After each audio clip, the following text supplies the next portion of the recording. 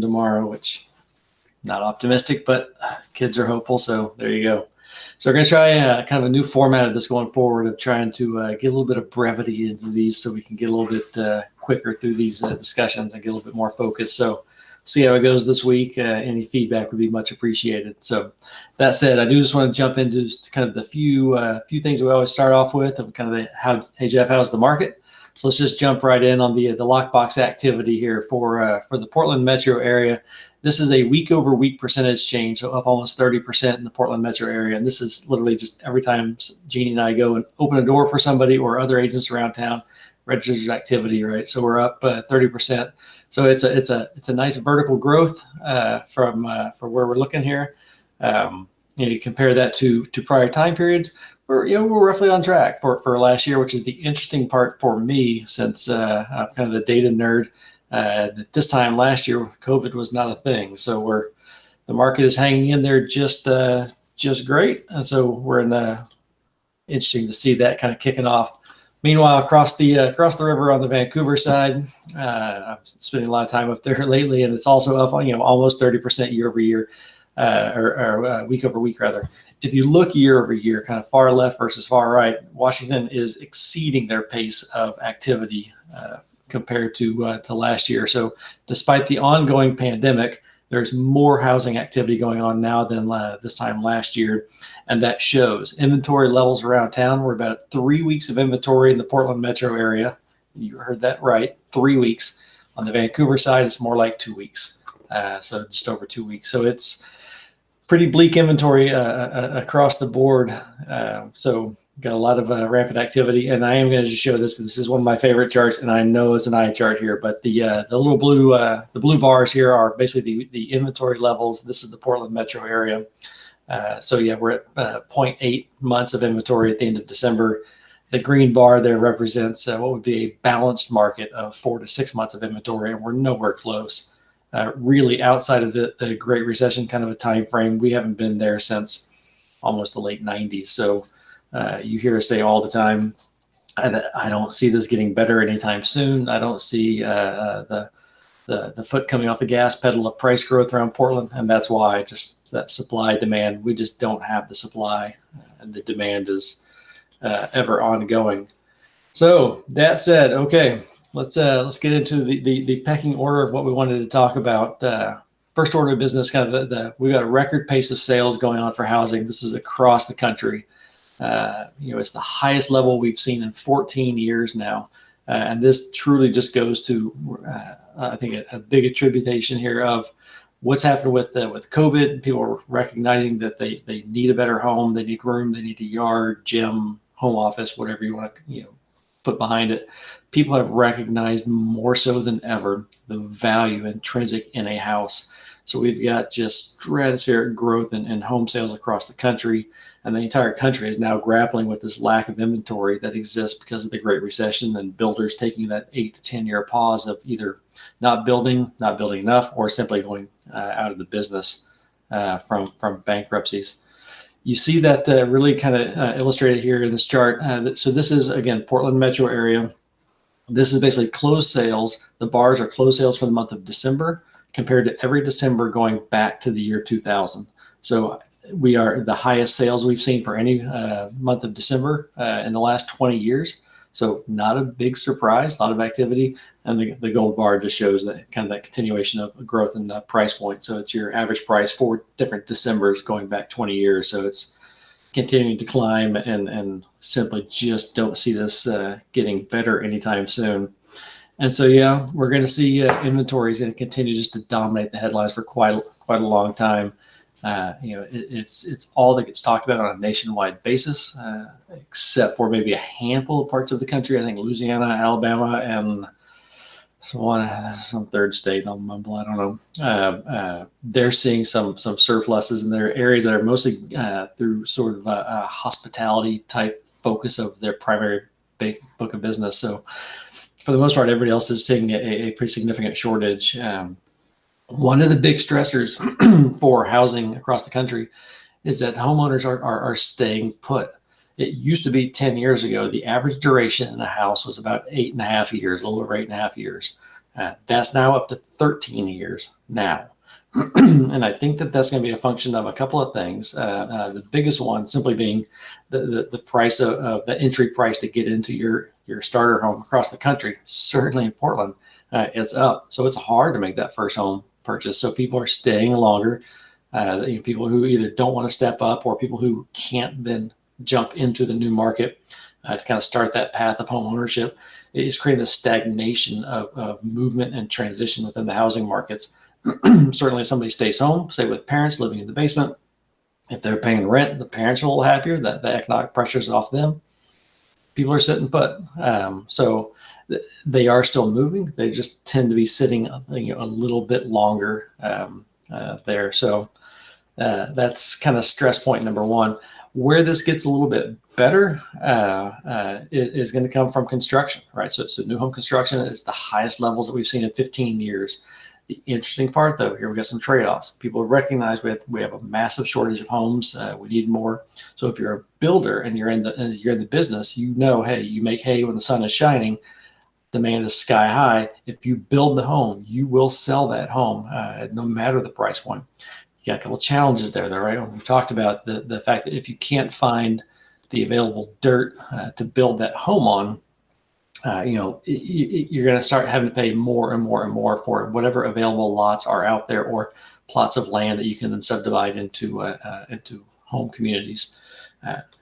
Another one here, and it's an eye chart. I knew it would be, but basically, the builders are also now seeing there's an upcoming change of regulatory landscape language that's kind of coming up. It's going to be around COVID. It's going to be around safety requirements. It's going to be around just sort of best practices that governmental agencies are laying in track. So yes, what we're seeing is a boom, highest level in 15 years. And that's on a sort of an in process and also permits filed and new home starts getting kicked off for the year. So that's sky high now because they foresee this change in the regulatory landscape changing, which means going forward, you're going to see that activity drop back off because now whether it's social distancing of the construction workers or other rules that are being put in place, it's going to have it's going to be softer numbers ahead. If you can read the softer numbers ahead due to the increasing building cost and that regulatory climate. So it looks good now to be able to say we've at the highest level of construction activity in 15 years, and it's going to be short-lived, I think. So what could be a relief to the stress of low inventory, I think it's just going to come back and just refuel itself again as we can't get more homes going. So we'll have to kind of keep an eye on that, and just we'll see where homes go. Now, topic 3 that I want to talk about, and this is a big one, and we're going to get a little bit abstract here. So hopefully I can articulate this well. This will be my challenge to not be the full data nerd guy today. It's kind of what I'm calling the cost of waiting. So this article came out, and it's talking about the quote unquote wealthy homeowners, and really you're a wealthy homeowner just because you own a home and the home value is blowing up right now, while first time buyers are struggling, right? They're struggling on a multitude of points, right? So it's that low inventory, meaning they're just struggling to get a house under contract no matter what they do, and then that price point is high, so it's squeezing out a lot of people who would otherwise love to chase their first time home. Some people are simply already being priced out of the market and saying, I can't do it. I just got left behind, by sitting on the sidelines now. The market keeps on like a brush fire. They're out, and hopefully they can catch up someday. They may not ever. They may be out and renting for the long term. Don't know. But this kind of this wealth divide, if you will, of those who own and those who don't is real, and it's becoming quite exacerbated. So I want to kind of put together kind of a little bit of a chart sort of articulating what I'm calling the cost of waiting if you wait for a house. So we're going to kind of walk through this chart. This is sort of it's a 5-year look, and we're going to compare 2 different buyers, right? So the box on the left side is the person who chooses to buy today. The kind of that middle chunk is people who are going to wait to buy, and then off to the side we'll walk through what does that mean for the difference between people who buy today and people who say I need to wait, or I want to wait, or I think this market's overheated. I'll wait till it cools down and then I'll buy next year, 2 years, 3 years, right? So let's start off. If you're buying today, We're just going to pick an average kind of average level house, 500,000. It's pretty close to the Portland Metro average. We're at 514 as of December. So let's just make it 500 just to make the math easy. I'm going to assume that property values are going to grow 5% a year. So if you look at where we're at right now, we're currently going double-digit growth year over year. But let's just say, hey, this will cool off. This is sort of a 2020 thing. And the projections for growth for 2021 are not quite so high. They're still going to be, not, if they're not double digits, they'll still be close to that. So let's just be conservative. If I look back at the last, say, 21 years, kind of that compounded annualized growth rate of homes is about 4.7% on a 21-year look. So let's just call that 5% for this analysis. So that home value is going to grow 5% a year, year over year. So they're buying it today at 500,000. By year 5. That home's gonna be worth about $638,000, right? Meaning the person who buys today, by the 5th year out, they have accumulated net wealth of $138,000 by way of just equity built up in their house. Now, let's compare that to somebody who's going to wait to buy. They've got 2 challenges now. So if they're going to buy today, you're looking at, people, I'm seeing buyers being quoted 2.75% on a mortgage rate. Perfect. So you can look at what the average payments are. Great. So their cost to wait is nothing, right? Because they're going to buy today. But in this scenario, we're going to say, let's just say they wait for another year. Okay.